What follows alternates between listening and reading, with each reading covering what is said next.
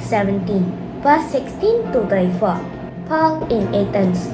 Now while Paul was waiting for them in Athens, his spirit was provoked within him as he saw that the city was full of idols.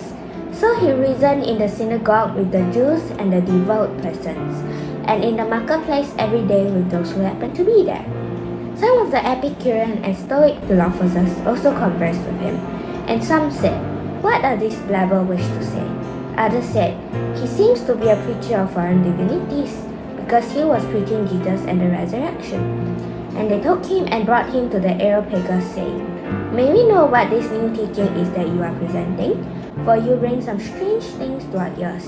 We wish to know therefore what these things mean." Now all the Athenians and the foreigners who lived there would spend their time in nothing except telling or hearing something new. Paul addresses the Areopagus. So Paul, standing in the midst of Areopagus, said, "Men of Athens, I perceive that in every way you are very religious. For as I passed along and observed the objects of your worship, I found also an altar with this inscription, To the unknown God. What therefore you worship as unknown, this I proclaim to you.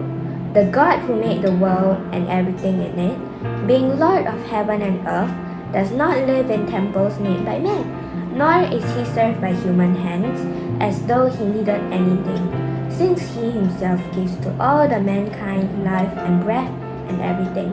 And he made from one man every nation of mankind to live on all the face of earth, having determined the allotted periods and the boundaries of their dwelling place, that they should seek God, and perhaps they feel their way toward him and find him.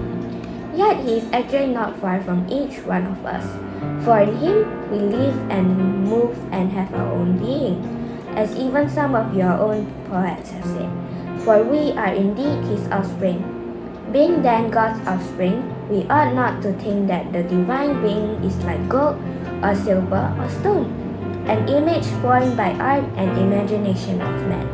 The times of ignorance God overlooked, but now he commands all people everywhere to repent, because he has fixed the day on which he will judge the world in righteousness by a man whom he has appointed, and of this he has given assurance to all by raising him from the dead.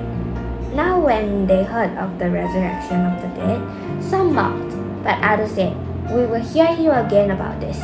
So Paul went out from the midst, but some men joined him and believed, among whom also were Dionysius and the Areopagite, and a woman named Damaris, and others with them.